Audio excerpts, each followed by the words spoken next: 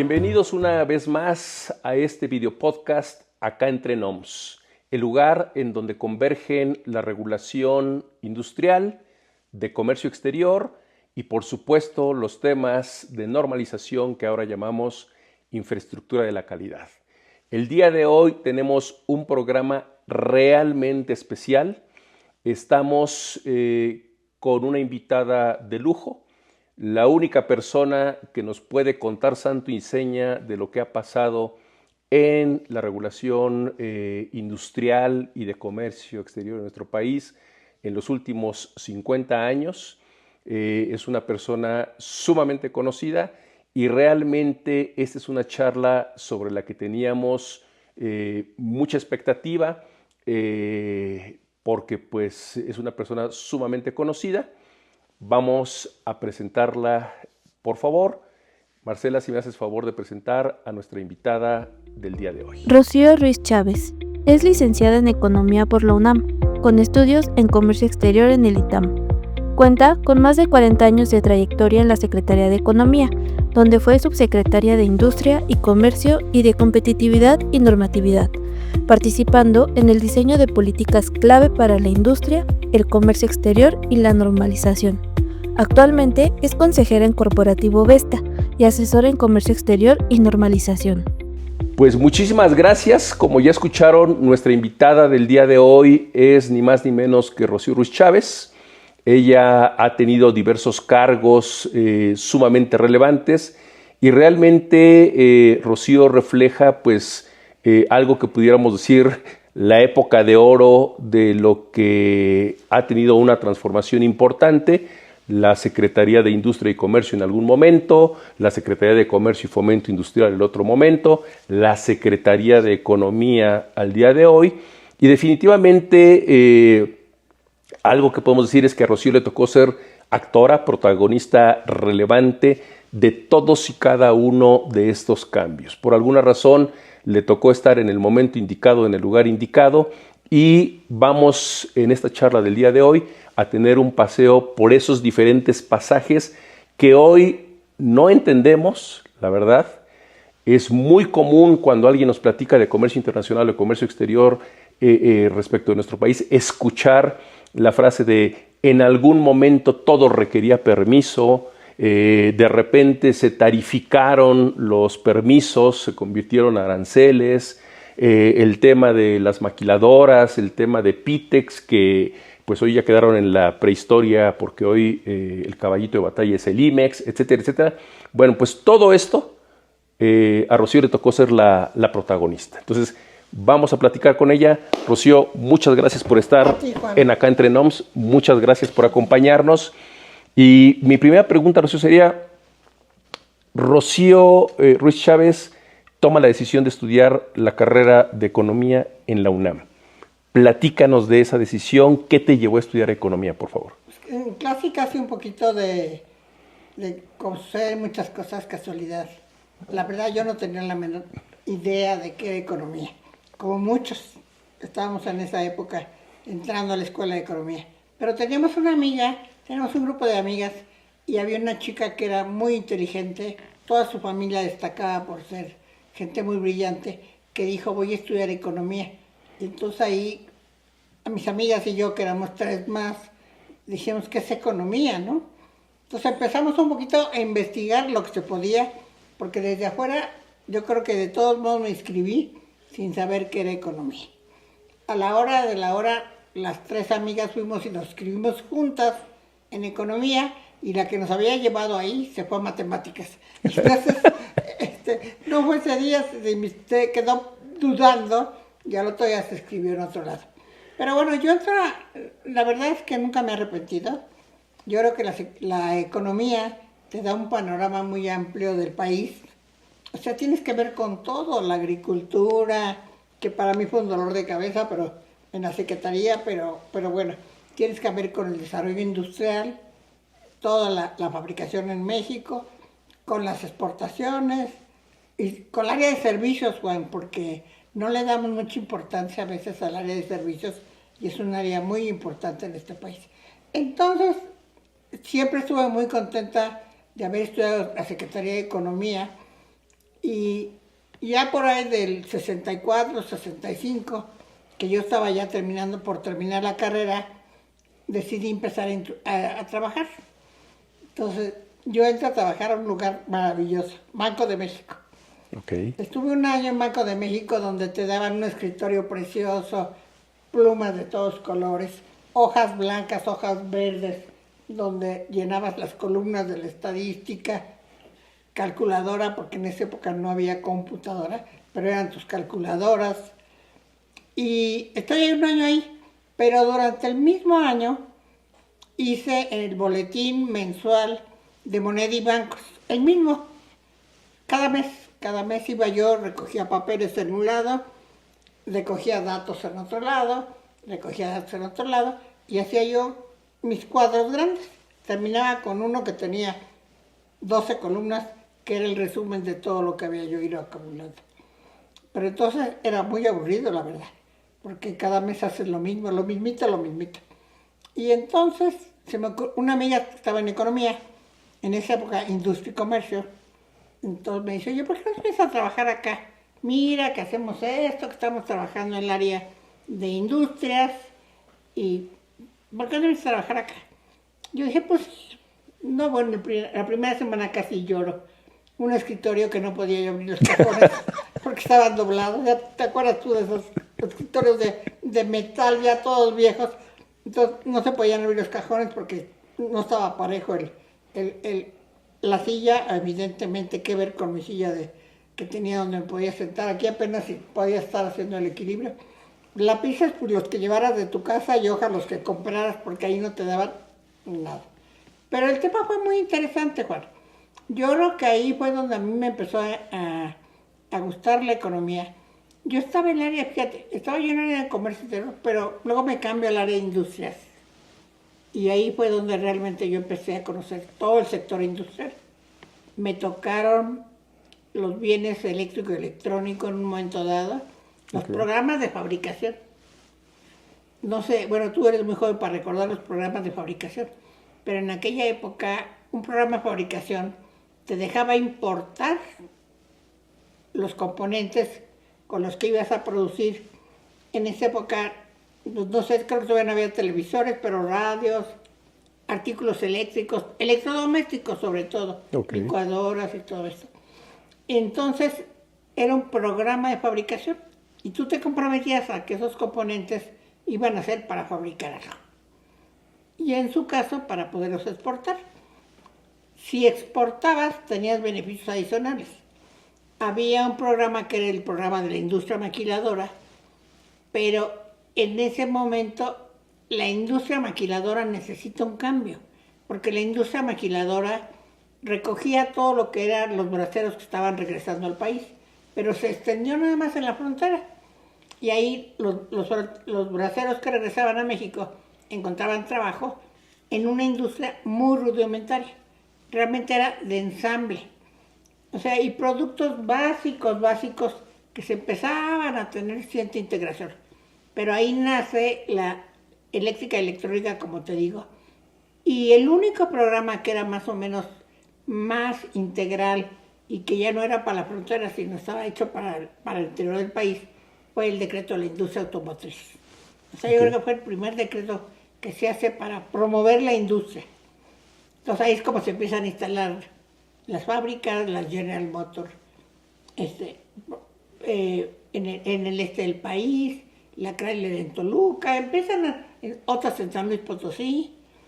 Empieza a industrializarse cierta parte de nuestro país, pero te recuerdo, casi exclusivamente industria automotriz.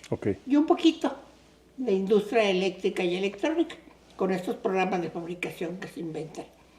De ahí tenemos un problema, los aranceles. Los aranceles eran muy altos. Y entonces, ¿cómo no pagar los aranceles para aquellas partes o componentes que vas a exportar? Como te decía, existía el programa de industria maquiladora, pero ahí todo lo que traías lo tenías que exportar. Es demás, a veces había una planta que era exclusivamente para industria maquiladora, que tenía bardas, enrejados, porque el control era físico. Digo, Ok. no tenías computadoras, los pedimentos de importación, pues no los podías organizar. Físicamente era el control. O sea, era un control físico. Venían los camiones, entraban a lo que después se llamó recinto fiscalizado, pero era un recinto que estaba como adentro de la aduana. Como que estos parques se hacían alrededor de la aduana, o verlo de diferente manera. La aduana se hacía grande para poder incluir estos parques Ya. y que pudieran, pero el control totalmente físico. Lo que entraba ahí, digo, ahora sí que con guardias de seguridad, no podía salir más que para la exportación. Ok. Y brindaban los camiones y todo esto. Ok, Rocío. Comentaba en la introducción de esto que es muy común escuchar gente, incluso como yo, que no lo vivimos, hablar del momento en este país, previo evidentemente a lo que ahora conocemos como la época de libre comercio, en donde decíamos, es que todo requería permiso, es que necesitabas permiso para importar. Y después viene otra etapa en donde se tarifican los permisos. Pero platícanos, a ti que te tocó estar adentro de la Secretaría, ¿qué era eso de todo requería permiso, por favor? Mira, con López Portillo hicimos el primer intento de entrar al entonces GATT, el Acuerdo General sobre Aranceles y Tarifas, que después se convirtió en la Organización Mundial de Comercio, OMC, pero muchos años más tarde. Bueno, entonces, ese control físico que antes tenías se convierte en permiso de importación. Ya les quitas las bardas, les quitas las rejas, pero tienen que tener un documento que ampare su importación. Si la importación es temporal, si el permiso es por importación temporal, hacen un pedimento de importación. O sea, el pedimento de importación se hace en la aduana, como bien sabes, a la hora que entra el producto. Entonces ahí dice importación temporal. Cuando salen las mercancías, te van descontando de esos pedimentos lo que vas exportando. Pero ahí tenías un problema. Porque había veces que ya un pedimento ya te lo agotaste, pero otro pedimento no lo has empezado a usar. O sea, tenías que inventar algo que le permitiera a la empresa no importar un pedimento y volverlo a sacar todo completo. Entonces ahí nacen precisamente los programas, los que antes fue la industria maquiladora, y en el 85 nace el programa de importación temporal para producir artículos de exportación, que la diferencia con la maquila es que no te pide que exportes el 100%. El programa de importación temporal lo puedes tomar por toda la empresa, por una planta nada más. Tengo mi planta de exportación y tengo mi planta de mercado interno. O por un producto. Esta es la gran diferencia. Para una rama o producto, yo suscribo el PITEX. Okay. Y lo demás se mueve normalmente con importaciones definitivas. Pero yo creo que ese fue uno de los grandes cambios. Poder hacer conjugar lo que producías para el mercado interno con lo que producías para la exportación. Porque si no, tenías una producción muy eficiente para la exportación y muy deficiente para el mercado interno. Ahora, así estoy platicando la época del presidente López Portillo. Entonces, López Portillo tiene un programa muy ambicioso, incluso quiere entrar al GATT. Es el primer esfuerzo para entrar al GATT. Yo me acuerdo que nos pedían liberación consolidada de 400 fracciones y en México la gente se azotaba. Yo me acuerdo de decir, ¿cómo vamos a abrir a cualquiera indefinidamente las importaciones? Nosotros queremos controlarlo con lo que tú bien dices, permiso de importación. O sea, permiso de permiso, yo puedo decir si se importa, no se importa. Pero producto a producto, permiso a permiso y cantidad a cantidad. Si hubiese entrado al GATT en ese momento, esas 400 fracciones iban a bajar de arancel en 10 años o en 5 años, en lo que quisieras.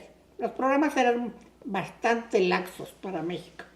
Pero aquí en México la protección ganó y dijeron no entramos al GATT.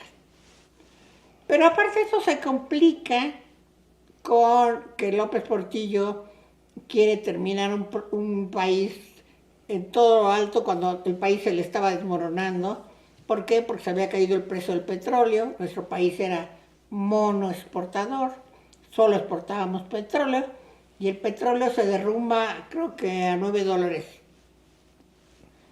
Y entonces al caerse en la única fuente de ingresos que teníamos, no tenemos divisas para importar todo lo que se requería.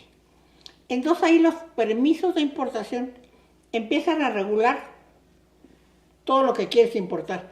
Entonces llega un momento que deciden, López Portillo al final de su sexenio, sujetar todo lo que se importaba a este país al requisito de permiso previo de importación. ¿Qué quiere decir permiso previo de importación?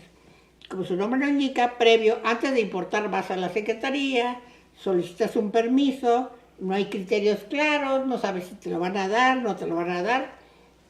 Es muy difícil programarlos para la importación, para producción.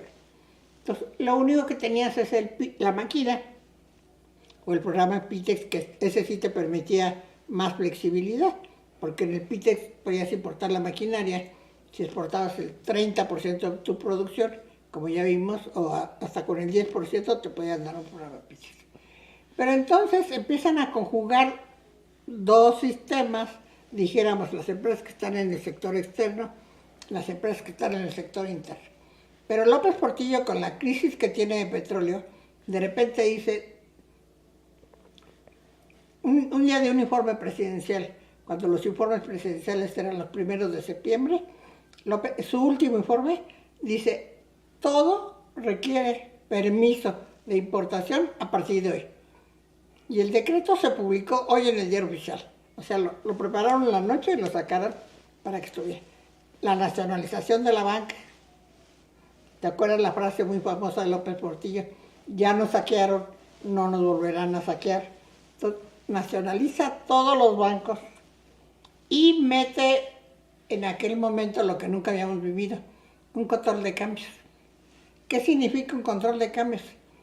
Que tú puedes tener el permiso para importar, pero no tienes las divisas para importar.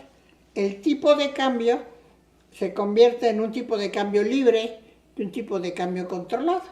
El tipo de cambio controlado a lo mejor andaba en 15 pesos y el tipo de cambio libre andaba en 60, en 70. ¿Cómo te daban ese tipo de cambio libre? Siempre que tuvieras el permiso de importación más las divisas. O sea, es ahí donde entra el control de cambios. Las divisas, tú no podías ir al banco y comprar dólares controlados, podías comprar dólares libres. Para comprar dólares al precio controlado tenías que ir a la Secretaría y te daban un segundo permiso, que es el permiso para la compra de divisas. Había dos instrumentos que se llamaban CBD y CUDD. CBD era el compromiso de venta o exportación de divisas. O sea, tú te comprometías a que en un momento dado o regresaba las divisas al precio que te lo habían vendido o lo usaste para un producto de exportación. Y CUDD era un control de divisas que te dejaba importar al dólar controlado todo lo que se requiriera como necesario para este país. Alimentos, ropa, herramientas, maquinaria, refacciones, partes y componentes.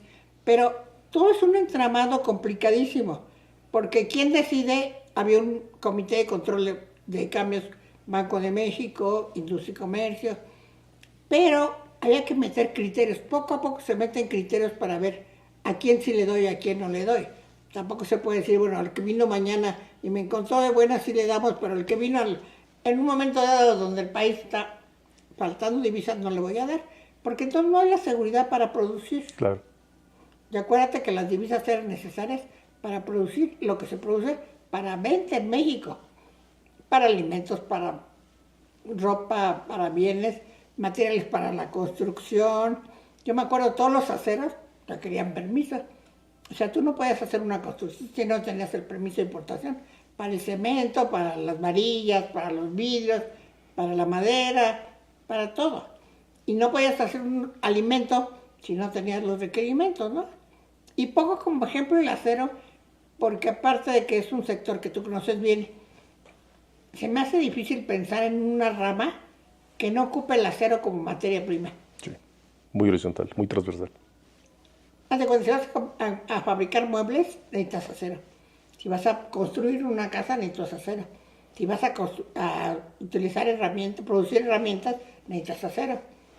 O sea, en mayor y menor grado, en diferentes tipos, en diferentes calidades, pero para todos los cables necesitas acero. Para conductores de luz, para lo que quieras necesitas acero. El alambre, el alambrón, todos. No, Sí, o sí, sea, sí. porque cuando dicen acero tú piensas en las láminas, pero hay láminas, hay perfiles, Tubos. hay tubos, hay alambres que se convierten en alambrones, rejas, Mallas. etc. Sí. Miles de cosas, ¿no? Y entonces viene un problema para México, porque entre más quieres controlar, más complicado es el asunto para el productor, ¿no? Y como estábamos en un problema de control de cambios, sujeto todo a permiso previo de importación. Entonces, tramitabas el permiso de importación con un programa de fabricación, pero tramitabas el control de divisas con un CBD o un CUDD. Todo tenía su instrumento adecuado. Entonces, tenías que cumplir con los requisitos de uno, de otro, de otro, de otro. Complicadísimo. Complicadísimo para el exportador. Entonces, tienes un problema. Estás queriendo promover la exportación, pero no estás dejando que entre la exportación. Había el sistema de devolución de impuestos, pero ese te servía si tú importabas, producías y exportabas todo. Porque entonces te devolvían el impuesto de importación que habías pagado cuando importaste esos productos. Como que en el pedimento, a la hora que exportabas, te cancelaban. Y lo que, en realidad, cuando es un pedimento de importación temporal, es como una deuda que tienes con el gobierno. Te abren una compromiso. cuenta, sí. Entonces, cuando ya lo sacas, te lo descuentan, te lo borran de tu debe. Ya lo tienes en el haber. Bueno, y entonces, realmente era muy, muy, muy difícil producir en México. Y así es como termina López Portillo. Todo requiere permiso de importación, todo requiere control de cambios y se nacionaliza la banca. O sea, yo creo que no se le ocurrieron más requisitos porque ya no había que hacer, pero como te das cuenta, controló todo, las finanzas, el comercio exterior, todos los servicios, todo lo controló. Entonces entra Miguel de la Madrid. Miguel de la Madrid desde un principio había manifestado que no le parecía, o sea, ya como candidato se le veía que no le encantaba la idea de tener un país totalmente regulado. Porque además, pues es muy difícil, Juan. Nosotros trabajábamos, yo entre algunas cosas que llevaba en ese momento era control de cambios. Bueno, llevaba los permisos de exportación, que en esa época eran muy importantes. De importación afortunadamente no llevé, pero llevaba permiso de exportación y control de cambios. Pero los tableros que yo tenía que firmar de papeles eran enormes, ¿no? Eso te enseña que cuando quieres regular tanto, terminas por no regular nada. Porque quieres abarcar tanto y de tantas formas que al final es imposible. Entonces entra Miguel de la Madrid ya con la idea de que era algo que él tenía pendiente. Entonces con Miguel de la Madrid ya se hace efectivo que entremos a la Organización Mundial de Comercio, a la OMC, y es la primera decisión en materia de comercio exterior que toma Miguel de la Madrid. Ok. Cuando tenemos que entrar a la Organización Mundial de Comercio, comprometemos aranceles, nos comprometemos a bajar las tarifas, pero nos comprometimos a bajar tarifas de 1000% al 500%, al 200%, al 100%, que ibas a alcanzar en 5 años, al 80%, al 50%, que todas no son prohibitivas, para llegar al 20%. Lo que decías era, pues, sí, pero van a pasar como 10 años antes que se puedan importar materias primas, ¿no? Y eso sí se seguía con la desgravación, con los requisitos. Pero entonces tienes otro problema. no puedes estar abriendo así y queriendo exportar. Es muy difícil que una empresa que esté exportadora te lleve en un lado la producción eficiente, te lleve en otro lado lo que va a producir en México, que es la producción ineficiente. De ahí yo creo que el auge de los programas de fabricación del PITEX, Programa de Importación Temporal para Producir Artículos de Exportación, que nos toca inventarlo corrigiendo las cosas que no permitía la maquila. Ya se permitieron en este programa. Y en realidad sí tomamos como ejemplo la maquila, pero ajustándolo para que un productor nacional no pudiera hacer con parte de su producción, ya sea lo suscribiera el programa del PITEX por empresa, lo podía suscribir por una planta, o sea, yo tengo PITEX en esa planta, en esta no, o por producto. Ese de por producto suena muy rápido, pero es lo más importante, porque tú puedes ya suscribir un PITEX nada más para los cables que vas a exportar. Okay. Pero lo tienes revuelto con la producción de todo lo demás, de los cables que vas a vender en México y de toda tu diseño. Pero ya fue un cambio muy importante. Ya podías importar y programar tus importaciones. Por eso se llaman programas de importación temporal, porque la diferencia es, antes ibas a ver si te lo autorizaban o no te autorizaban la importación temporal. El permiso, sí. Porque la importación temporal siempre ha existido.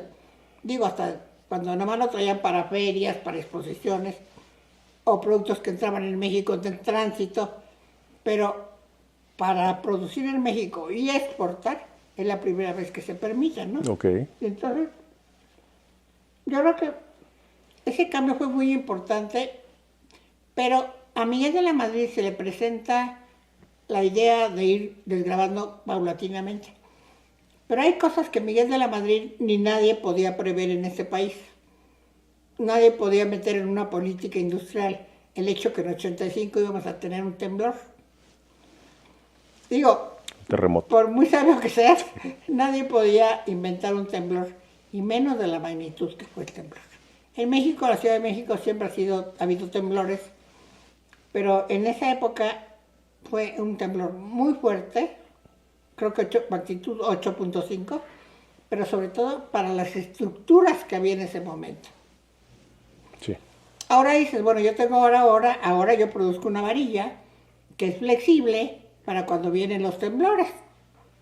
Y el edificio puede oscilar, pero lo suficientemente fuerte para que no se doble en la oscilación.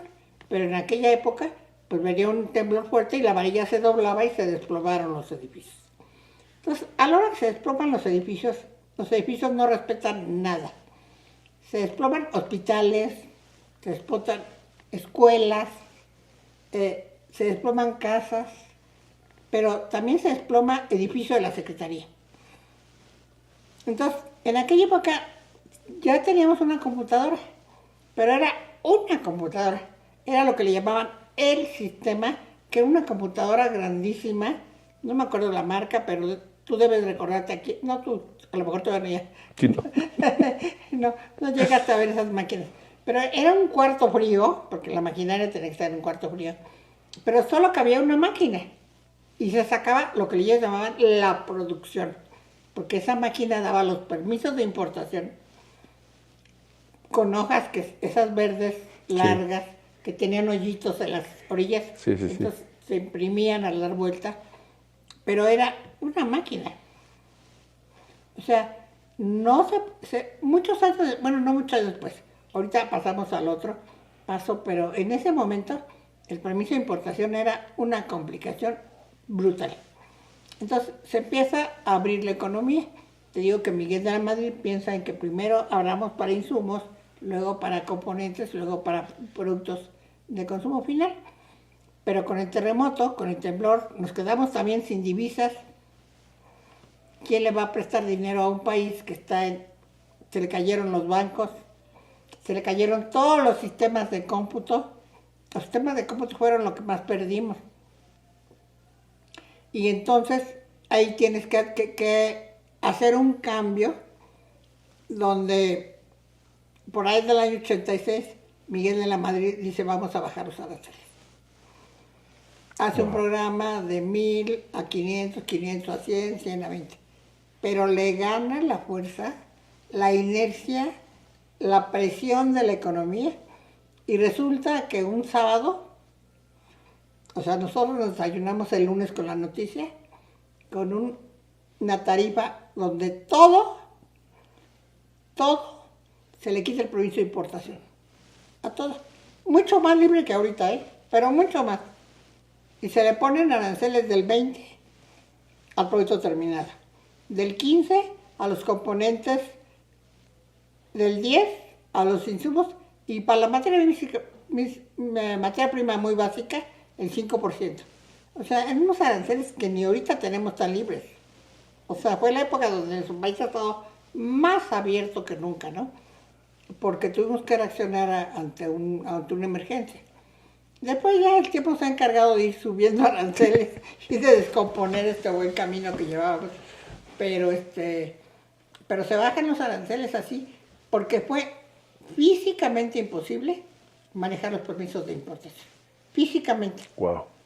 O sea, te faltaba gente, pero te faltaba infraestructura, pero te faltaban materias primas, pero te faltaba una organización en la industria, en el comercio.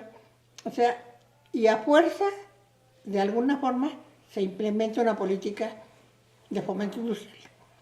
Se empezaron con los programas de fabricación, que muchos años ya venían funcionando, pero que ahora funcionaban de manera más importante, porque requerían de un programa de fabricación para importar los componentes, pero nacen instrumentos como la regla octava ya existía, pero se usaba para cosas muy especiales.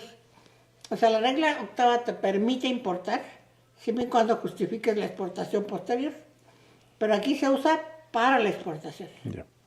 Pues yo creo que la regla octava fue... ¿Y qué quiere decir regla octava? Yo te lo digo así como si todo el mundo supiera. Es la regla número 8 de las disposiciones generales de la tarifa del impuesto general de importación. Entonces, es una regla que ya existía, pero que en ese momento se empieza a usar de manera como instrumento de fomento industrial. Que posteriormente, esa regla octava es la que nos lleva a generar los primeros PROSEC, programas de promoción sectorial. ¿Por qué se inventan esos PROSEC? Para que no estés dando una autorización aquí y allá, a este sí, a este no. Los primeros PROSEC que hubo fueron los programas de la industria eléctrica y electrónica. Sí. Me acuerdo muy bien que el secretario en aquella época era Herminio Blanco. Iba a ir a Japón. Así es. Y en Japón tenían la duda y la incertidumbre en las maquiladoras y los que querían invertir en México, si les íbamos a dejar importar o no, sin pagar el arancel, esos productos. Entonces, ¿cuál es la diferencia en los PROSEC con la regla octava o con los demás instrumentos? Que el PROSEC no te obliga a exportar lo que importas. Ese es un cambio fundamental. Tú importas con PROSEC porque está en el PROSEC, por ejemplo, en el eléctrico, en el electrónico, importas los componentes para hacer una televisión. Pero en ningún lado te dice que tienes que sacar la exportación de la televisión. Simplemente te enlista todas las partes y componentes que en esa época los burócratas consideraban que sí se debían importar. Y importaste todo eso, no las tienes que sacar. No las tienes que devolver al exterior. Ese es el cambio fundamental de ese momento de la vida de los PROSEC. Que el PROSEC no es un instrumento que tenga requisito de exportación. Es un instrumento que tiene requisito de fabricación. Así es. El único requisito es que tú no puedes importar con PROSEC para distribuir, para vender en México, para hacer comercio. No, tú tienes que demostrar que eres productor de autos, productor de televisores, productor de cámaras, productor de teléfonos, celulares. Los celulares se empiezan a hacer en México con mucho éxito. Fueron de los primeros productos que con tecnología japonesa y luego china y luego se fabrican en México con mucho éxito para el mercado doméstico y para la exportación. Empezaban los celulares así. Sí. Tú has de recordar esos celulares gratuitos. Los 90. Parecían tabique, pero se hacían en México. Y entonces yo creo que ese es el cambio fundamental con los Proceq, que no es un instrumento para la exportación.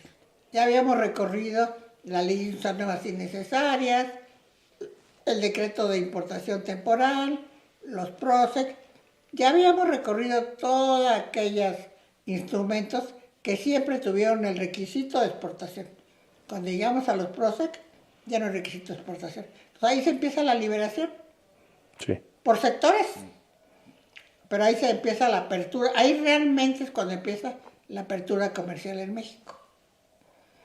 Estamos hablando del año 94, creo yo. En el último sexenio. 98. Pero bueno. Publicamos los Proceq, sí. Publicaron los Proceq.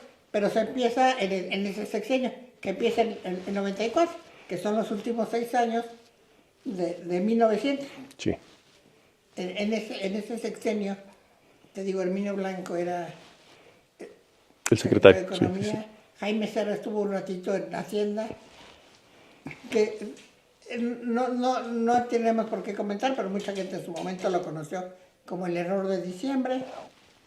Se atravesaron ahí muchas cosas. Él sale de Economía y llega Guillermo Ortiz, y con ese cambio un poquito se aplanan las cosas, pero ya de ahí es cuando verdaderamente este país se empieza a abrir. Y empiezan a pensar en un tratado de libre comercio. O sea, Carlos Salinas se le ocurre la idea de por qué no firmamos un tratado de libre comercio con Estados Unidos. No eran tan populares los tratados de libre comercio en el mundo. Realmente hay que reconocerle a Carlos Salinas lo brillante que fue de imaginar instrumentos que no eran lo común. Lo común era que hicieras acuerdos por productos como el acuerdo para productos lácteos, textiles. Habíamos ya salido del acuerdo multifibras, que era un sector, un acuerdo nada más para el textil confección, y controlábamos ahí las telas, los hilos, la ropa. Esto ya es una apertura donde es para todo mundo, para todos los que quieran fabricar en México. Yo creo que ahí ya es donde, no sé si quieres hacer un comentario ahorita al respecto, pero ya es donde realmente nuestro país empieza a tener una vocación para la exportación. Yo creo, Rocío, que a ti te tocó ser protagonista de la mano de un equipo importante. Ahorita voy a mencionar a Humberto Jasso. Y yo creo que a ti, a ustedes dos, les tocó en particular aterrizar dos de los instrumentos más relevantes que hoy, a 30 años más o menos de distancia, siguen teniendo una vigencia impresionante. Estamos hablando del Proceq en los términos que lo has mencionado. Creo que, para irnos a un tema, no es el objetivo de este video podcast meternos a tecnicismos, pero tú bien has mencionado México al momento en que firma el Telecán, y también por parte de la OMC había una serie de compromisos de algo que técnicamente llamamos los requisitos de desempeño, prohibiciones, no podías condicionar inversión, exportaciones y otras cosas. Este elemento que el Proceq atendió de una manera impecable, además, he de decirlo desde el punto de vista de cumplimiento con compromisos internacionales. Y definitivamente creo que la otra parte, un tema que viene a complementar de una manera muy importante este tema, es el decreto automotriz. Tú has mencionado un decreto automotriz de hace varias décadas, pero no, estamos hablando del decreto automotriz de este siglo, en donde pues hace ya bastantes años ese decreto dio un giro a lo que era la configuración de la industria automotriz en este país. Hay lo que tanto Jasso como tú platicaron con el sector, la forma de darle esa viabilidad al sector, sigue vigente al día de hoy. No sé cuál sea tu opinión sobre el decreto automotriz también. No, el decreto automotriz siempre ha sido el líder, porque la industria automotriz en México ha sido el líder. Recuerdas que México es el primer exportador de partes y componentes automotrices. Y está entre los primeros, no sé si 5 o 10, ahora, pero productores de vehículos. Sí. Realmente nuestro país tuvo una actitud inducida, pero también natural, Sí. para producir partes, componentes y vehículos. Veníamos heredados de la industria electrónica, pero que se conjugan muy bien por los componentes de un vehículo. Si hoy compras un coche, parece que estás comprando una computadora, porque todo es electrónico y todo se mueve con un control electrónico. O sea, es más una computadora un coche que bueno, no es más, pero digo, tiene la misma. Ayer estaba yo, perdón la distracción, pero fui a ver porque quiero cambiar mi camioneta por un coche. Entonces me dicen, pues es que este se estaciona solo. ¿Cómo que se estaciona solo? Sí, lo pone usted nada más paralelo a donde quiere. Y el coche solito se empieza a dar vuelta al volante, tú no haces nada. Dije, ese es el coche que yo necesito porque yo nunca me sé estacionar. Y entonces, pero imagínate ya unos vehículos que son autoimpulsados. O sea, lo que ha avanzado la industria automotriz en México, ¿no? Yo creo que sí hubo una vocación. Aparte que se juntó ahora sí que se juntó la posibilidad con la necesidad. Las plantas de Detroit, de Estados Unidos, ya no eran rentables. Los costos de la mano de obra en Estados Unidos, es imposible hacer un coche competitivo. Porque estás compitiendo no solo con Europa, estás compitiendo con los chinos. Con los japoneses chinos, y los coreanos. Los vehículos japoneses y los coreanos, pero me refiero a los chinos, tienes razón, empezamos por los japoneses y los coreanos, pero luego ahora nos seguimos con los chinos, que son los que han avanzado muchísimo en producir coches muy baratos. De hecho, este coche que te digo que estoy empezando a comprar, el Geely, es de origen, los chinos se llevaron la Volvo. Se llevan la Volvo y la adaptan a sus necesidades, ¿no? Pues fue lo que hicieron muchos países. Primero Japón, Corea, después China. Compra marcas, compra tecnología. Know-how, sí. Y lo pone a producir allá. Los compra en Estados Unidos, que es el principal productor de vehículos en los años 50, 60, pero que deja de serlo porque la mano de obra de Estados Unidos es una mano de obra muy cara. Entonces van para allá, ¿no? Y entonces así es como de alguna forma empezamos a tener ya una industria, porque si bien antes teníamos industria, era una industria poco diversificada y poco competitiva. Entonces ahí lo que empezamos a tener ya es una industria más diversificada y con mayor posibilidad de competir. Ahora, hablando de competencia, tengo que recordarte algo que tú dijiste, los requisitos de desempeño, que son esos, los mencionaste muy a la pasada, pero a lo mejor hay gente que no sabe qué es un requisito de desempeño. Cuando entramos al Telecán, nos comprometimos a que no íbamos a hacer ningún instrumento que tuviera requisitos de desempeño. ¿Cuáles son los requisitos de desempeño? Nosotros no podemos poner un decreto que exija capital nacional, un tamaño del capital. No podemos tener un decreto que exija un porcentaje de integración nacional.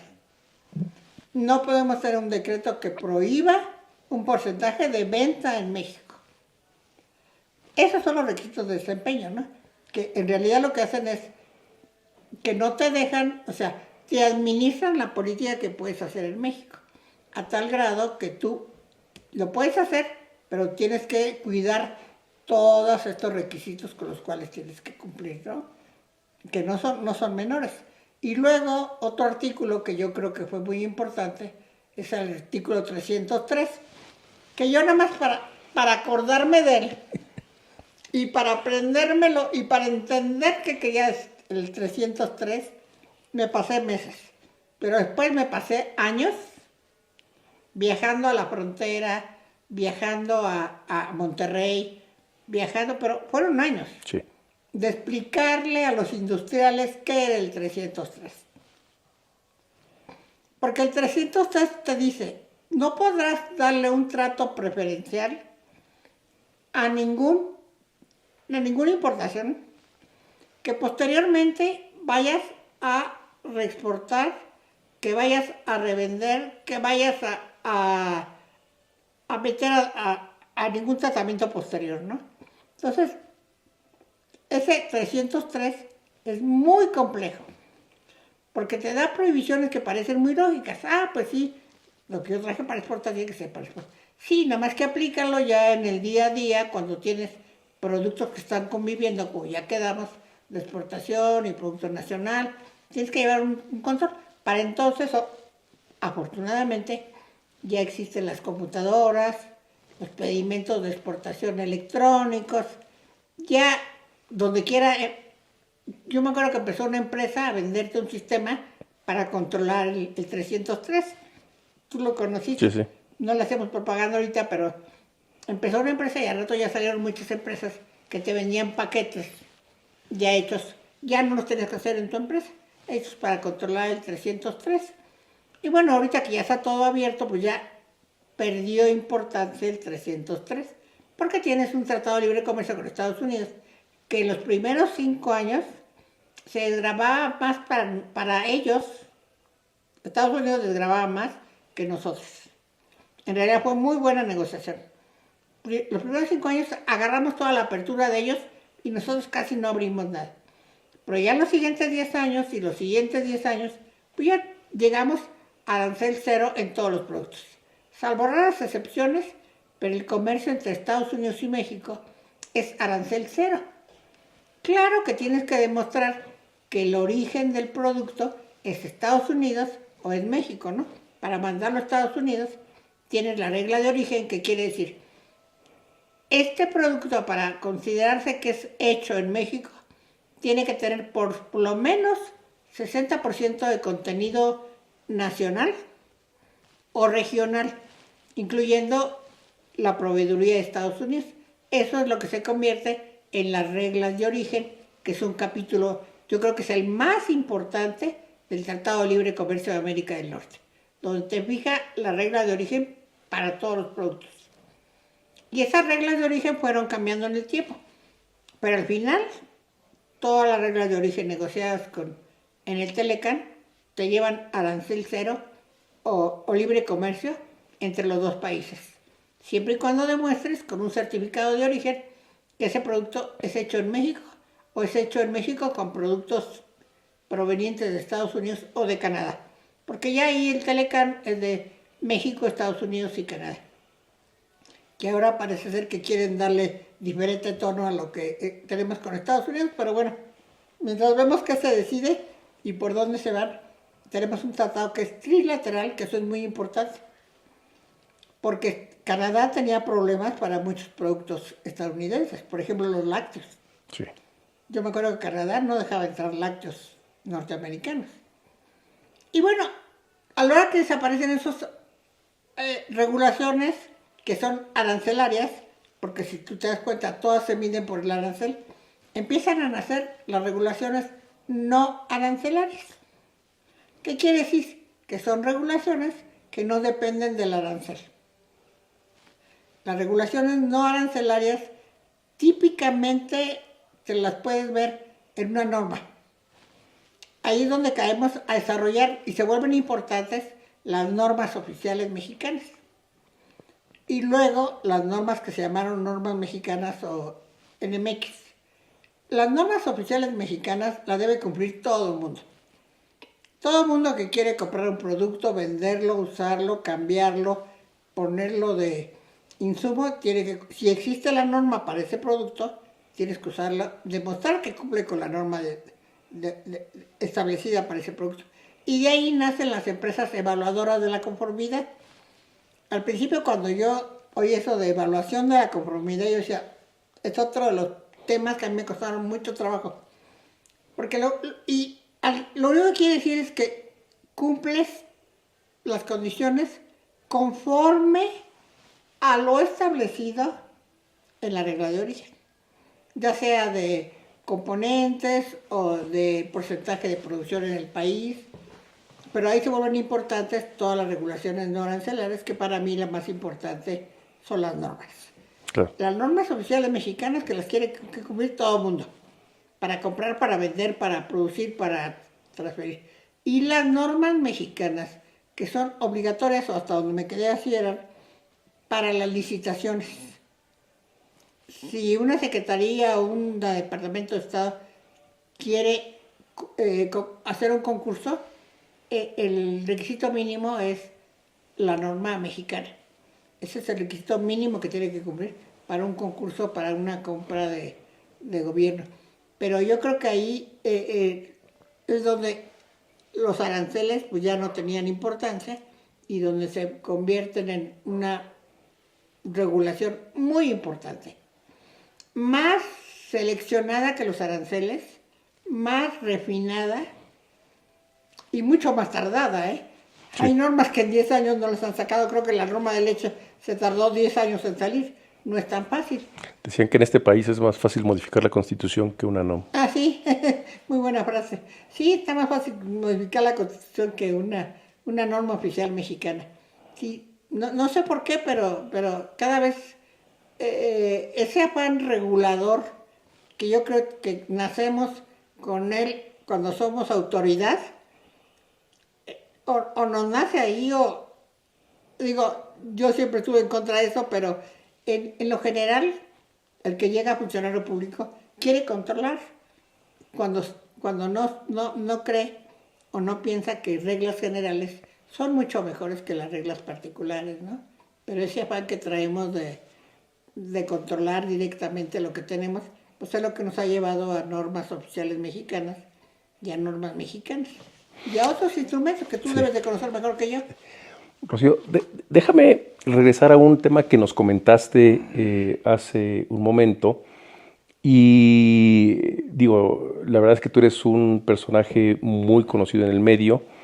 Y yo, en el tiempo que tengo de conocerte, que tuve la oportunidad de trabajar contigo, creo que fue uno de los temas icónicos de Rocío Ruiz. La automatización de trámites. Nos platicaste sobre esta computadora enorme que estaba en algún lugar y cuyo trabajo era sacar, imprimir los permisos que requerían las empresas. Pero bueno, estamos hablando que tú has mencionado el sexenio de Zedillo con Herminio Blanco como secretario. Y tú llegas como directora general de Comercio Exterior. Definitivamente el público que está metido en estos temas, pues hay un brinco en lo que se percibía de cómo fue antes de eso y cómo entregaste tú el tema. Hoy claramente el desarrollo tecnológico nos ha llevado a cosas muy interesantes, pero bueno, platícanos, por favor, de esa experiencia. Yo creo que es uno de los elementos icónicos por los cuales la Secretaría, la SECOFI en ese entonces, hoy Secretaría de Economía, fue reconocida. Platícanos ese esfuerzo y lo enlazo con otras cosas. Decías, es que los permisos, de repente no había criterios, porque no fue nada más un tema de hacer sistemas para automatizar la generación de las licencias, llámese como se llame, permisos, cupos, lo que quieras, sino era el tema de todo lo que había detrás de cámaras, que fue la generación de criterios, la transparencia en la operación de los criterios, procedimientos, publicaciones en diario oficial, etcétera, etcétera. Platícanos, por favor, de esa parte. Mencionaste un instrumento que yo no había mencionado, Juan, los cupos. Sí. Los cupos de importación nos hicieron que cambiáramos toda la visión y la tecnología que teníamos para dar los cupos. Porque yo me acuerdo cuando antes que llegáramos, la persona que estaba decidía los cupos, ibas y le decías, oye, mira, es que yo tengo esto. Pues te vamos a dar 20,000. No, pero es que yo no sé qué. Bueno, nos subimos a 35, pero era caso a caso. Seguro sabes de quién me refiero. Sí. Pero no había un criterio general. Entonces, meter a sistemas, lo que pasamos de la máquina grandota, pasamos a las computadoras personales. Entonces, la área que en mi dirección general llevaba cupos, ya tenían computadoras. Y los chavos metían toda la información y ya todo se generaba por peces. Pero ¿cómo hacías para que esas computadoras personales te pudieran generar los cupos? Necesitabas criterios generales. Necesitabas a fuerza los criterios. Y esos criterios tuvimos a bien pensar en publicarlos en el diario oficial. Tú no podías inventar un cupo y decir, y luego veo cómo lo doy. No. Si querías poner un cupo, ya sea por decisión de gobierno o por cupos negociados con tratados de libre comercio con Estados Unidos o con Europa generamos muchos cupos. Uh-huh. Pero ¿cómo hacías? Pues tenías que publicar el cupo en el diario oficial. O sea, para que estaba en la tarifa, bien sabes, tiene 2 columnas. Tiene la de los aranceles y las regulaciones no arancelarias. Entre las no arancelarias, que ya mencionamos mucho el permiso, también está el cupo. Que el cupo es un permiso que vas a dar, pero hasta cierta cantidad. Pero ¿cómo controlas esa hasta cierta cantidad? Pues tienes que tener criterios, porque si se lo das al primero que llega, el último que llega te va a matar, o te va a denunciar por corrupta. Evidentemente la primera sospecha de corrupción es en los cupos. Antes eran los permisos, después fueron los cupos. La primera sí, que la Contraloría vigilaba el otorgamiento de cupos de importación. ¿Con qué criterios diste este cupo en particular? Este que diste antier por tal valor y tal cantidad, ¿cómo decidiste a quién se lo dabas? ¿Cómo se decidiste cuánta cantidad? ¿Y cómo se lo diste por cuánto tiempo? Hay muchas variables en un cupo, que entonces la única forma de arreglar esas variables en el cupo es publicando criterios en el diario oficial. Bueno, primer criterio, o primer artículo. El cupo de importación se establece por tal monto, anual, semestral o como quieras. Segundo criterio, ¿a quién se lo vas a dar? Este cupo se otorgará a todas las empresas que fabriquen tal cosa. O se lo vamos a dar a todas las empresas que comercialicen, pero con ciertos requisitos. Luego, ¿qué cantidad? ¿Cómo distribuir las cantidades? Entonces, antes de empezar a operar, tenías que decidir si había una cantidad mínima por empresa o máxima por empresa. Y más bien el monto era máximo por empresa y entre quién los ibas a repartir. Entonces generamos comités donde estaban los industriales, pero también estaban los productores, los comercializadores.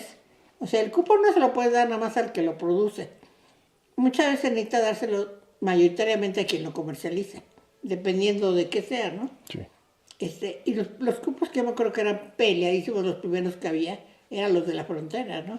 La manteca, bueno, te podían matar por un cupo de manteca.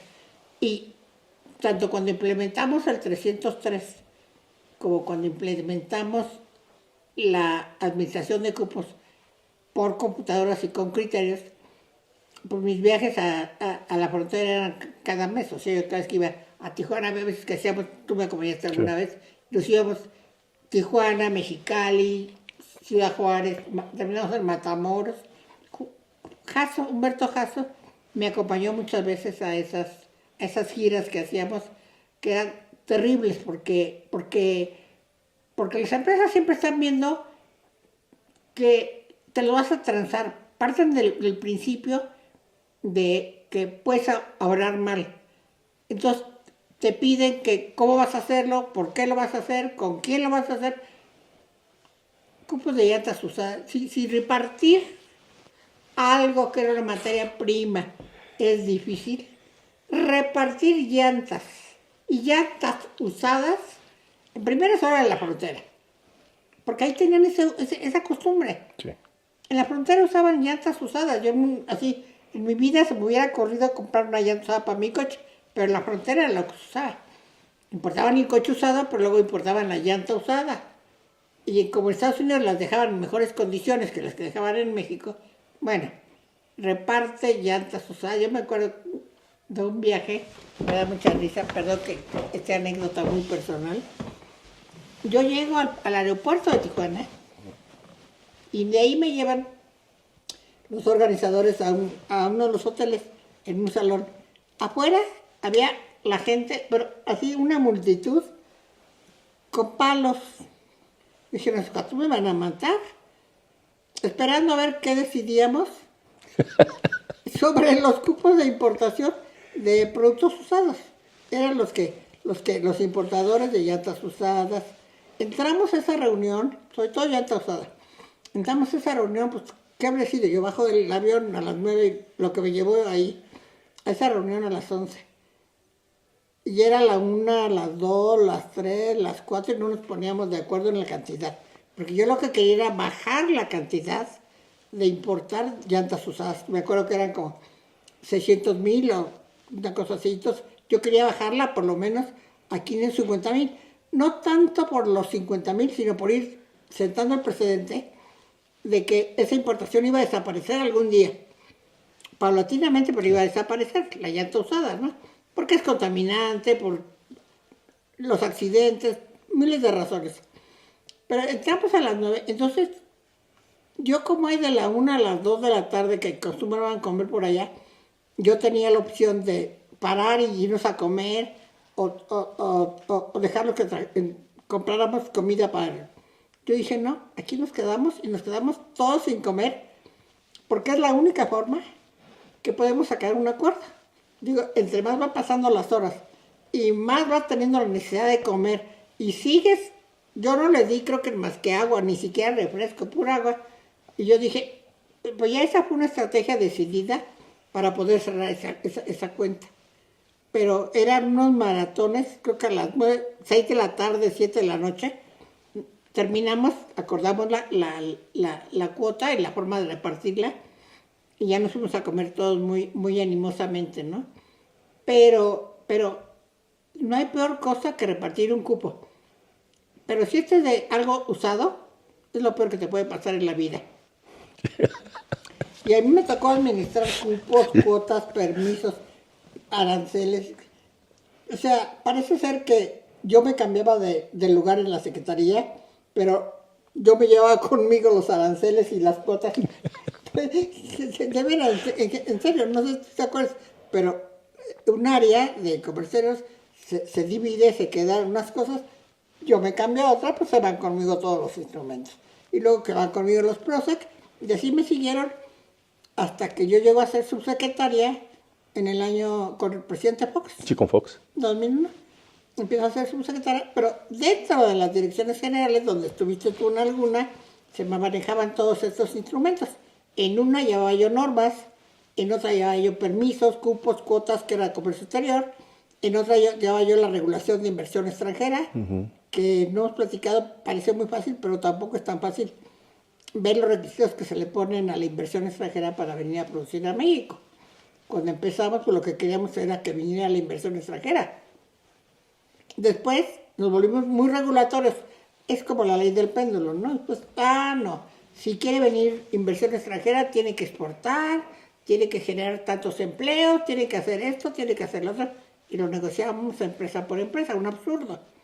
Porque la empresa debe contratar los empleados que necesita, no los que la Secretaría quiere que le contraten, ¿no? Claro. Y después también me tocó, en inversión extranjera, ir liberalizando esto, modificando la ley de inversiones extranjeras para ya hacerlo muchísimo más fácil la entrada de las empresas extranjeras a México.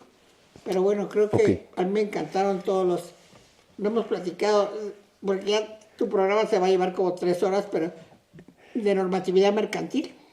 Normatividad mercantil era otra donde regulaba yo, ya siendo subsecretaria, pero regulábamos desde a quién se le daba el título de ¿cómo se llaman? De los que pueden escriturar y todo esto. Los registros públicos. Registro público. Sí. Bueno, ¿quién podía llevar registro público de comercio? El registro público de la propiedad ya estaba en la Secretaría, me tocó el de comercio y toda la administración de estos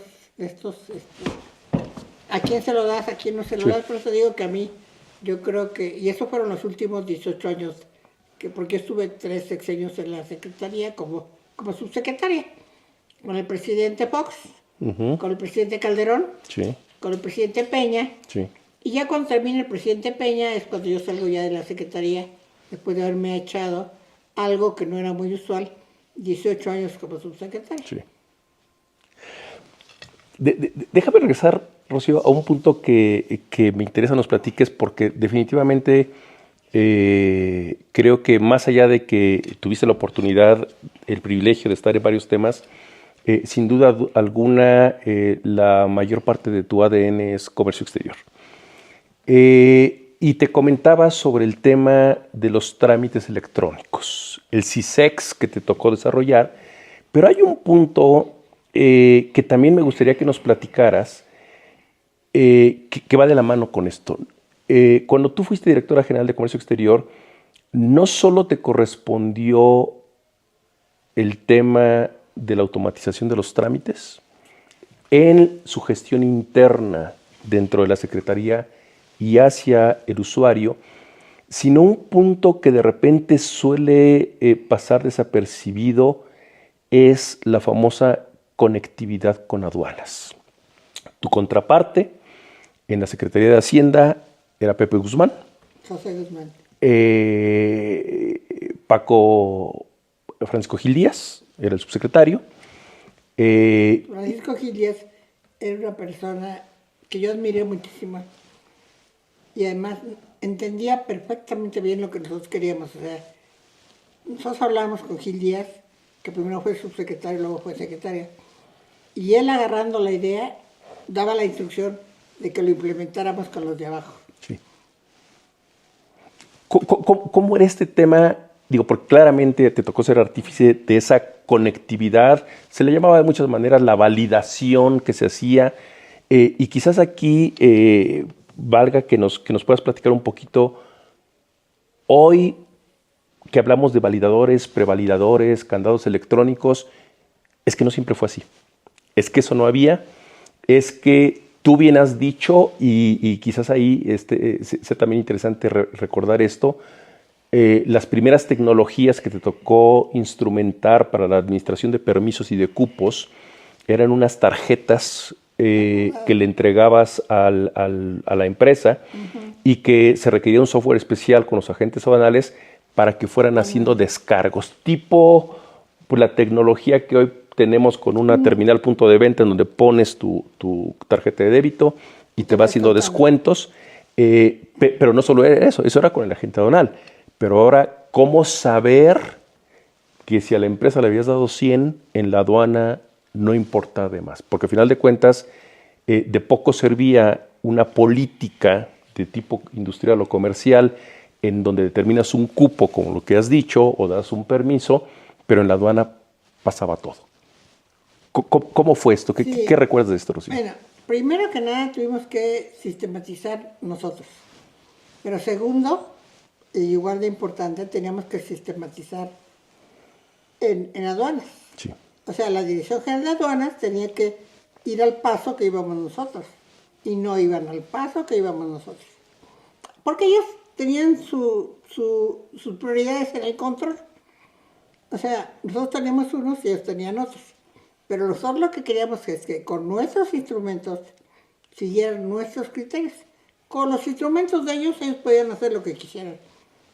Obvio no nos podíamos meter. Pero cuando iban a administrar un permiso, un cupo, un certificado, me tenía que poner de acuerdo con ellos. Lo primero que nos pusimos de acuerdo era en qué se va a ejercer ese cupo. Lo que tú estás recordando eran las tarjetas primeras. Pero de ahí pasamos a un sistema donde esas tarjetas yo creo que nos las vendieron como lo máximo porque eran francesas y las podías meter al agua y no les pasaba nada. Pero al final tú se lo dabas a la empresa y la empresa tenía que ir a la aduana y en la aduana lo tenían que leer. Pero yo cómo sé que lo leyeron bien o que lo leyeron mal. Entonces acordamos, en esa época entra una figura que no sé si la mencionaste, el agente aduanal. Y íbamos a unas reuniones que se llamaban reuniones de Karen, que era una reunión donde estaban los agentes aduanales, Sí. pero básicamente era una reunión donde veíamos todos, se fue transformando con la presencia de Gil Díaz en una reunión donde veíamos todos los instrumentos de comercio exterior. Entonces ahí Gil Díaz, con una visión estratégica muy grande, hace que aduanas se agilice, que los pedimentos de exportación sean electrónicos y que cualquiera pueda leer lo que está pasando en la aduana en tiempo real. O sea, tú puedes ver lo que se están descargando de un pedimento, no todo el mundo, pero nosotros que tenemos acceso al sistema. Y el sistema, tú dijiste que se llamaba CISEX, sí, con doble I. Claro que me acuerdo, o sea, porque primero sacamos un sistema que fue digitalizando los PITEX, los permisos, las cuotas. Y cuando lo juntamos todo y quisimos operar en la aduana, tronó el sistema. Ahí los recursos creo que no sé cuántos años fueron, se fueron a la basura. O sea, no todo es miel sobre hojuelas al hacer sistemas, ¿no? O sea, no nos salió a la primera. El sistema simplemente tronó. No pudimos sacarle nada. Tuvimos que volver a empezar. Entonces ahí es donde ya desde el principio trabajamos con la gente de Gil Díaz para que los pedimentos electrónicos correspondieran a lo que nosotros necesitábamos. Y el permiso ya valía gorro. Yo te podía dar un permiso en papel, te lo podía dar en una tarjeta electrónica, te la podía dar con un oficio firmado por mí, porque el verdadero permiso yo lo transmitía electrónicamente a aduanas. O sea, ya no necesitábamos tanta seguridad en el papelito que se llevaba el industrial, que era lo que había antes. La seguridad estaba en el permiso, o en las tarjetas, o en lo que quieras, como tú bien mencionaste. La seguridad estaba en lo que yo le transmitía a aduanas. Y aduanas implementó un sistema donde el agente aduanal se conectara y el administrador de la aduana, o el que estuviera en la aduana, no podía dejar pasar más que lo que iba descargando. O sea, le transferimos la responsabilidad, pero la responsabilidad electrónica ya de la agente aduanal pasó al administrador de la aduana. El administrador de la aduana con toda la gente que tiene abajo. Pero ya aduanas desde ese momento se convirtió en un ente electrónico que funciona hasta la fecha, ¿eh? O sea, hasta ahorita, fíjate lo que son las cosas, Juan. Todos esos sistemas que inventamos, desde los PROSEX, los PITEX, los ESEX, no hemos hablado de las EXEX, que son empresas de comercio exterior, que son comercializadoras, pero todo lo que hicimos, los sistemas, el control en la aduana, hasta hoy es lo que está vigente. Sí. O sea, no se ha cambiado, y menos tan revolucionariamente como nos tocó a nosotros. Fueron las circunstancias. O sea, yo no digo que sea mérito nuestro. A lo mejor le pusimos un poquito de estrategia y ganas de hacer las cosas bien. Pero la verdad era el momento que no te dejaba más que hacer eso o eso. O sea, no había forma de que simularas. Porque ya conectada con aduanas, pues ya te estaban vigilando en aduanas y los agentes aduanales. Y los agentes aduanales, pues sí, serán muy amiguitos y los iríamos a tener muy buenas reuniones con ellos, pero ellos vigilan lo que está pasando en la aduana. Claro. Y hay de todo, hay agentes aduanales. Yo pienso que la mayoría, yo siempre confío en que la mayoría era bueno. Nunca falta uno u otro que tuvieron que meter a la cárcel por un fraude. Pero yo creo que en general los agentes aduanales resultaron muy buen instrumento para nosotros y muy buen complemento. Pero dependió todo eso del sistema electrónico que hiciéramos en la Secretaría y de la conectividad que tuviéramos con aduanas. Claro. Porque ya todo lo demás me importó. Claro. Rocío, otro tema... Perdóname nomás, quisiera hacer un reconocimiento a José Guzmán. Pepe Guzmán, claro que sí. Porque yo mencioné a Gil Díaz, pero tú también mencionaste a José Guzmán. Sí. Si no hubiera habido la voluntad de un administrador de aduanas como José Guzmán Montalvo, no hubieran podido hacer nada. Sí. Y normalmente te encontrabas administradores de aduanas que querían llevar el control ellos. Sí. Y aquí a José lo que le importó es que las cosas salieran bien y que las cosas las lleváramos conjuntamente. Sí.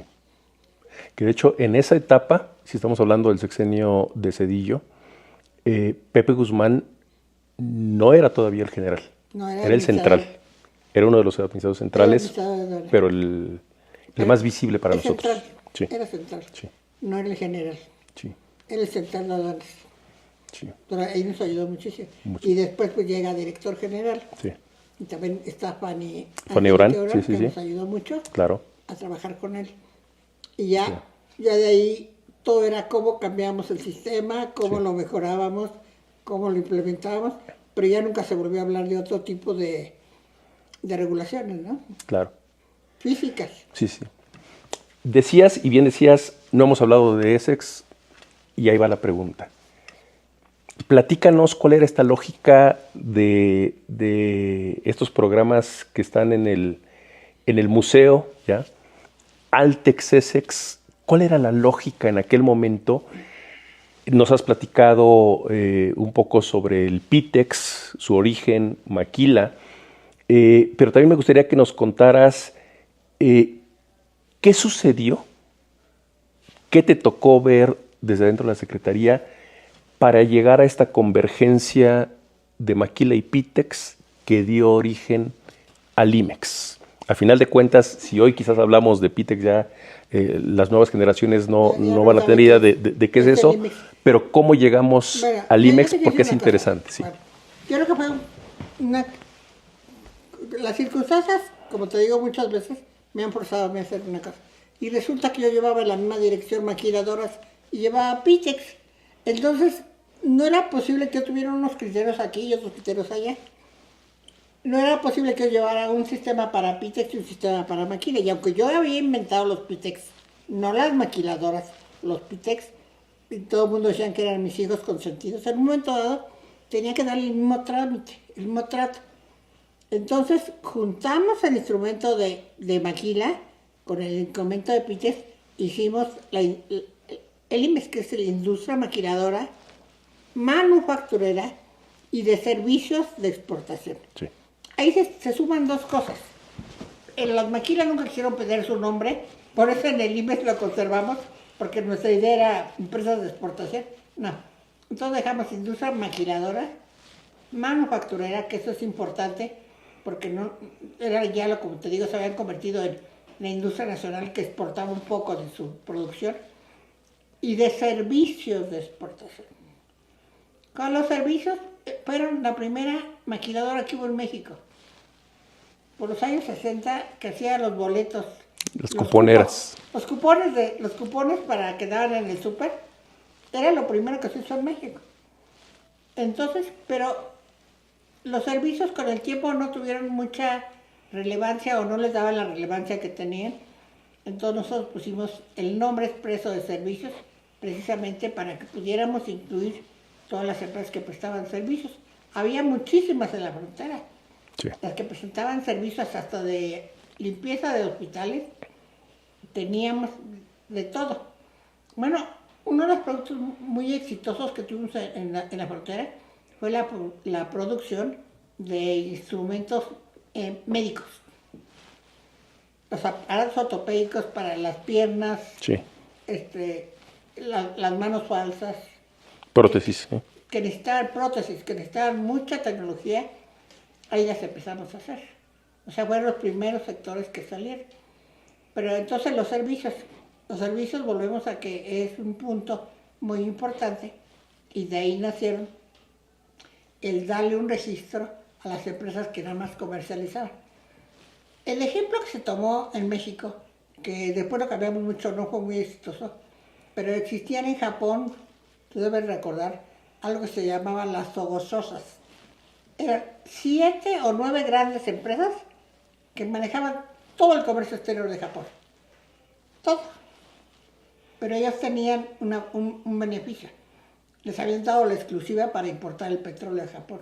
Ok.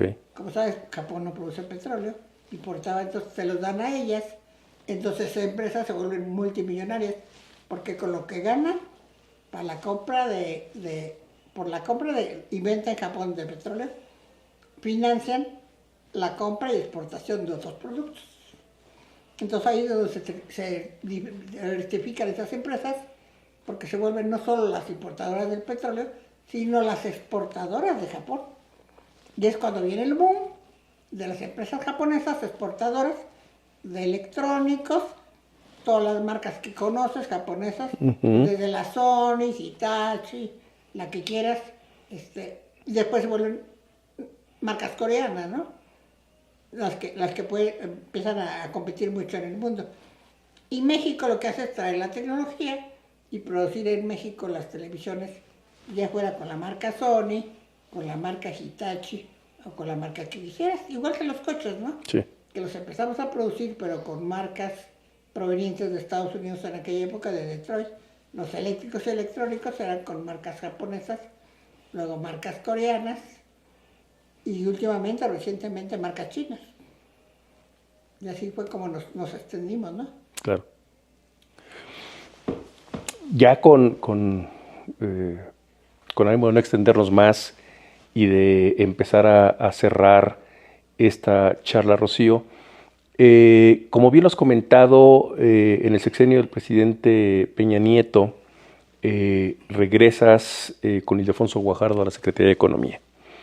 Y entre las diversas tareas que tienes encomendadas está el tema de normas. El tema de normas que para nuestro programa pues es uno de los elementos más importantes.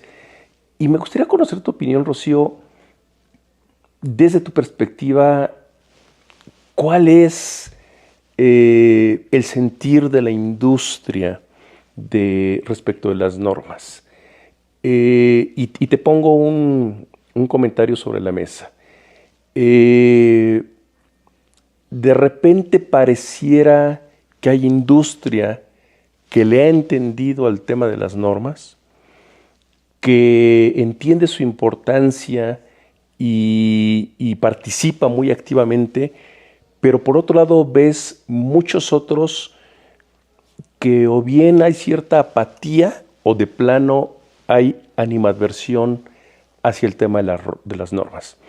Y lo has dicho bien, las normas, las NOMS en particular, tienen un componente regulatorio, son regulación a final de cuentas, y bueno, es claro que una regulación implica costos de cumplimiento, implica en muchas ocasiones la necesidad de una nueva inversión, implica el tener que desarrollar cambios dentro de las empresas para que puedan adaptarse a ellas, pero ¿cuál es tu sentir a este respecto? ¿Qué le dirías a la industria, que es para quien hacemos este tipo de programas, qué le dirías a la industria sobre la relevancia de las normas como una herramienta? Te escuché en varias ocasiones decir, una herramienta que incluso impulsa la exportación, impulsa el comercio, número uno. Y número dos, ¿por qué tú pudieras considerar que hay sectores a los que no les gusta tanto el tema de las normas? Bueno, yo digo que las normas es el lenguaje del comercio exterior, de las regulaciones. Se vuelve lenguaje, porque tú ya hablas de algo en particular. O sea, todo lo que había antes de regulaciones y todo, se mete en un instrumento que se llama una norma. Yo creo que a las empresas no les gusta porque, como tú bien lo sabes, se necesita cumplir con una norma, necesitas que alguien te la vaya y te la verifique. Es más, ahí nacen las empresas certificadoras, sí, las evaluadoras de la conformidad y más pequeñamente las unidades de verificación. Unidad de verificación que es el más chiquito de los organismos, pero que va y ve si una báscula está dando kilos de kilo. Es lo más insignificante o lo más pequeño, pero con la trascendencia de que el consumidor sabe que le van a vender 1 kilo con una báscula que está calibrada por una unidad de verificación. Porque si no, tú compras 1 kilo y a lo mejor te dan 900 gramos y no sabes realmente qué estás comprando. Entonces, por eso digo que es el lenguaje, no solo de la fabricación, sino del comercio. Para la fabricación, ¿por qué es importante las normas? Porque es una receta. Es una receta de cocina que te dice, si tú quieres fabricar esto, tienes que hacerlo así, así, así, así, así, así. Y están basadas en las mejores prácticas internacionales. Cuando no hay normas oficiales mexicanas, tienes normas internacionales. Pero muchas de las normas oficiales mexicanas o normas mexicanas se basan en extranjera.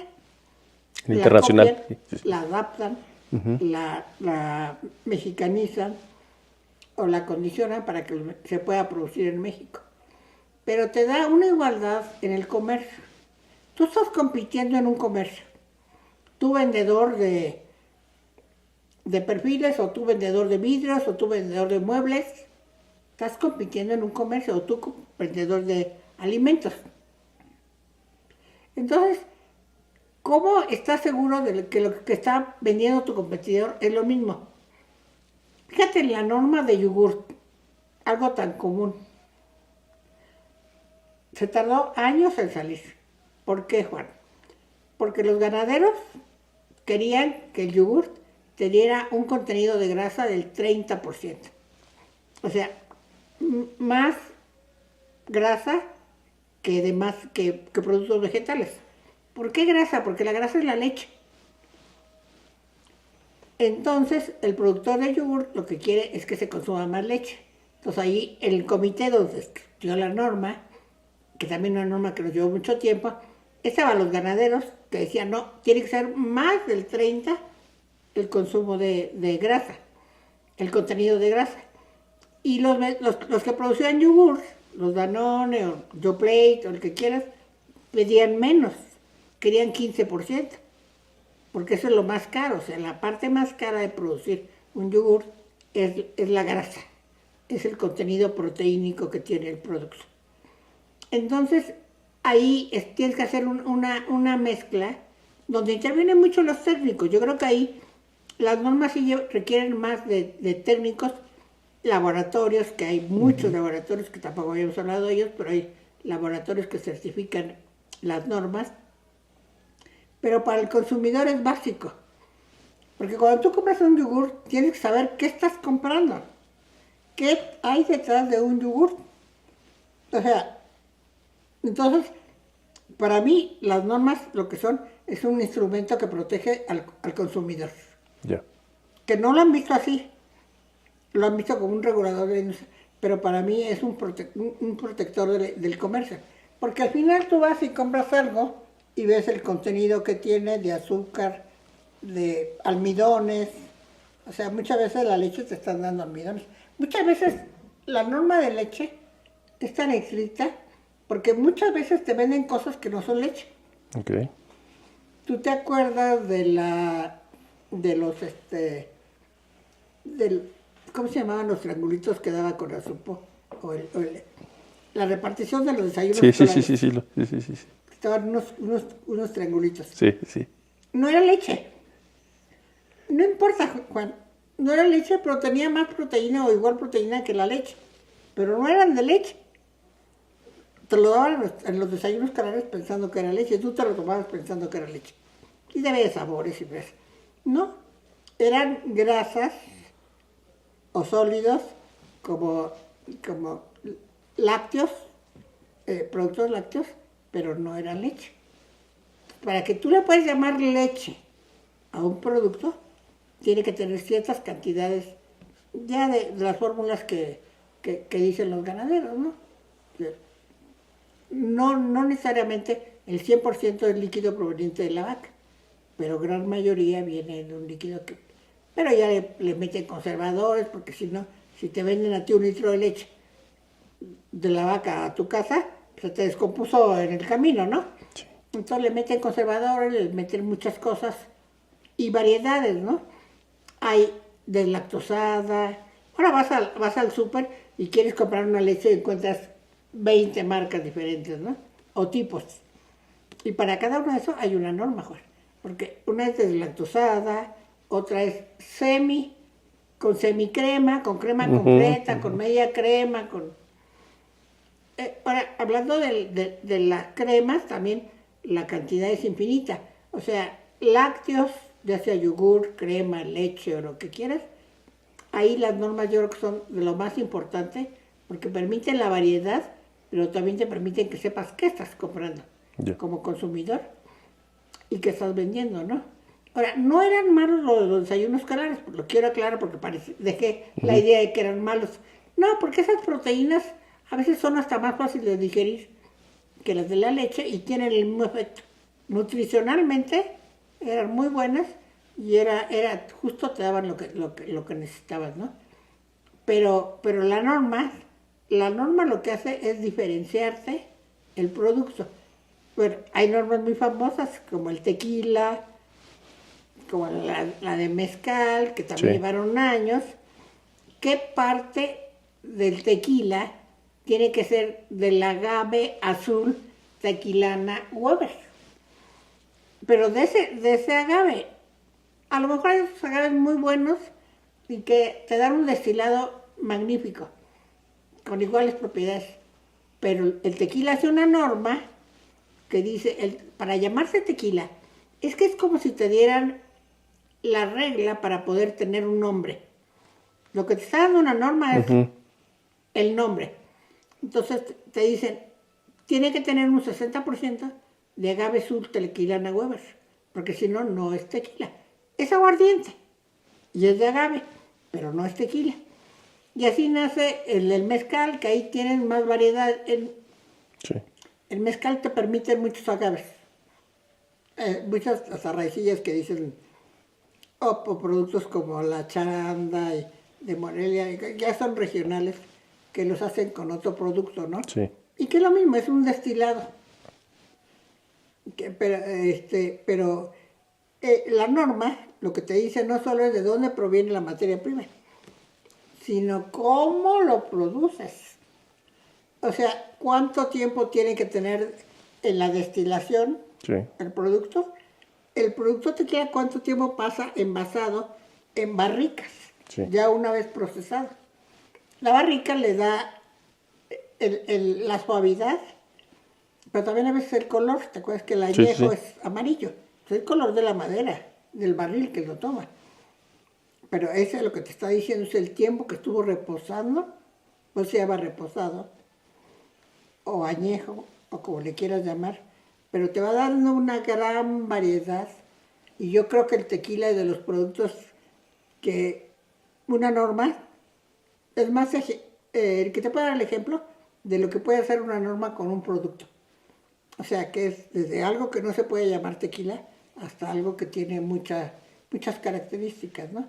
Entonces, para mí las normas son el derecho a usar el nombre de un producto, ¿no? Llámese leche, llámese...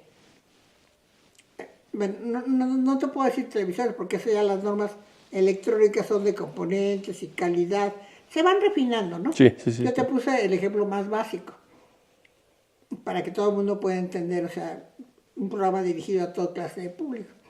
Hay normas más complicadas que te van diciendo cómo elaboras pues ya ciertos productos electrónicos. Y hay normas para todas. No sé cuántas normas oficiales mexicanas tenemos, como 1000, ¿no?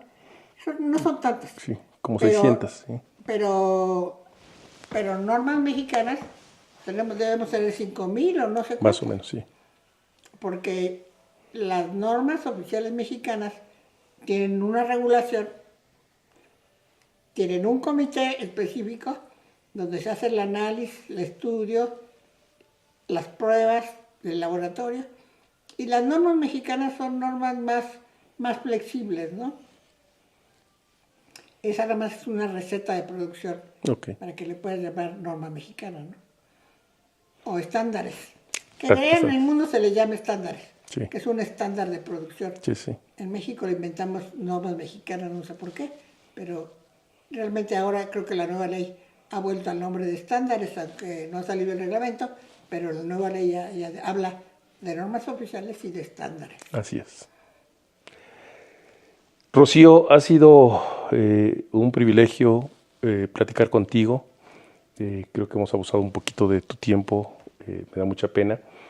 Me gustaría pues que nos dejaras un mensaje final, concluir esta charla con alguna anécdota quizás que nos puedes compartir, algún mensaje particularmente hacia los industriales de este país. Ahora sí que pues 50 años se dicen fácil, pero no son tan poquito tiempo. Con toda la experiencia que tú has acumulado, cualquier comentario con que quieras cerrar es bienvenido. Sí, Juan, yo quisiera decirte que para mí lo más importante fue la colaboración entre industria y gobierno. O sea, los comités en su momento para dar permisos, o los consejos para sacar normas, o te pueden decir muchas cosas donde trabaja la industria privada y el gobierno. Yo creo que es la mejor forma de trabajar. O sea, y el caso típico son las normas. Los comités de normalización incluyen a todo el mundo. Y luego hay una parte que nomás se ponen a consulta en el diario oficial. Y cualquiera puede mandar su comentario sobre esa norma. Y tienen que pasar determinado tiempo el del diario oficial recibiendo comentarios que la Secretaría analiza si son pertinentes o no son pertinentes para incluirlos o no en las normas. Pero yo creo que lo mejor de eso es la colaboración. O sea, es imposible que un funcionario público sepa de leche igual que de televisores, ¿no? Claro. Entonces yo creo que lo más importante es la colaboración entre el sector privado y el sector público. Por lo menos en mi experiencia, las cosas que me dan más orgullo o que resultaron mejor, que al paso del tiempo vimos que se mantuvieron, fue aquellas que fueron sacadas de un gran consenso con el sector productor, pero también con el sector consumidor y con el sector del comerciante. Entonces, bueno, mi consejo nomás es que cada vez haya una más estrecha colaboración entre gobierno y parte de la cadena. O sea, la cadena es inmensa, la cadena de producción tienes hacia abajo todas las materias primas, componentes, pero hacia arriba de la cadena tienes quién lo vende, quién lo produce, cómo lo vende, qué garantías te dan de venta. Claro. El servicio postventa de muchos productos es muy importante.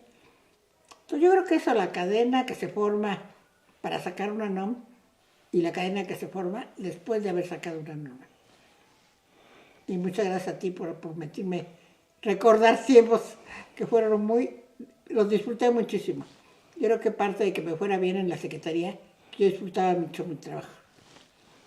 Y gente como tú, que tuve colaboradores muy capaces y muy trabajadores, hicieron más ameno el trabajo. Y gente que te podías confiar, porque con la cantidad que yo firmaba, Juan, o confiaba uno en la gente de abajo, o no salen las cosas. Totalmente de acuerdo. Entonces, tienes que tener colaboradores a los que conozcas, que sepas cómo piensan, que sepas cómo son, y si te quieren meter más, hasta cómo viven. Sí. Digo la verdad. Sí, sí, sí. Tienes que saber, yo estoy segura que tú, a quien contrataste, que conozco a muchos de ellos, sí sabías que aparte de todo, quiénes eran. Yo muchas veces te mandaba gente, como a Gabriel, pero le conocías toda la historia y se volvieron muy amigos. Sí, sí, sí, sí. O a Javier. Sí. Tuviste mucha gente que trabajó conmigo, que después pasó a ser parte de tu equipo. Y yo creo que solo así se trabaja. Con un equipo hacia adentro sólido y con una conectividad hacia afuera, pues también muy sólida. Sí. Y ya, Juan, y gracias por haber trabajado conmigo. No, hombre. Y gracias por la entrevista. Gracias, al contrario, a ti, Rocío. Lo que quieras. Lo que quieras, que fueron exageraciones de mi parte. No, hombre. Pero creo que hubo muchos casos que fueron importantes. Muchísimas gracias, Rocío. Gracias por estar con nosotros. Gracias por acompañarnos en un capítulo más de Acá Entre Noms. el video podcast con los actores principales, relevantes de la industria de nuestro país. En esta ocasión con Rocío Ruiz Chávez, que claramente es toda una leyenda en estos temas y que nos ha compartido diversas anécdotas, diversas vivencias que durante mucho tiempo le tocó ver desde la Secretaría de Economía. Gracias, nos vemos en otro capítulo.